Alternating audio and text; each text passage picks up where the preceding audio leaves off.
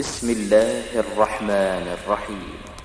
لا أقسم بيوم القيامة ولا أقسم بالنفس اللوامة أيحسب الإنسان أن لن نجمع عظامه بلى قادرين على أن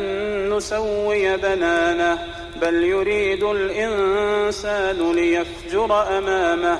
يسأل أيان يوم القيامة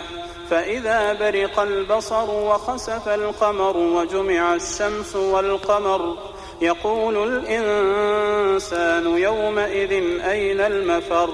كلا لا وزر إلى ربك يومئذ المستقر ينبأ الإنسان يومئذ بما قدم وأخر بل الإنسان على نفسه بصيرة ولو ألقى معاذيره لا تحرك به لسانك لتعجل به إن علينا جمعه وقرآنه فإذا قرأناه فاتبع قرآنه ثم إن علينا بيانه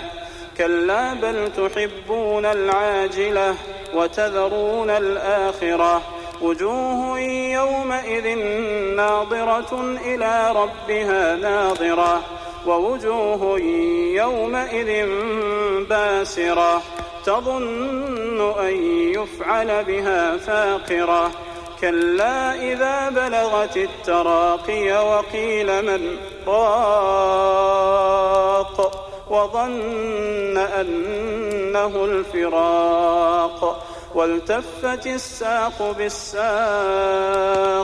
إلى ربك يومئذ المساق فلا صدق ولا صلى ولكن كذب وتولى ثم ذهب إلى أهله يتمطى أولى لك فأولى ثم أولى لك فأولى أيحسب الإنسان أن يترك سدى ألم يك نطفة من مني يمنى ثم كان علقة فخلق فسوى فجعل منه الزوجين الذكر والأنثى أليس ذلك بقادر على أن يحيي الموتى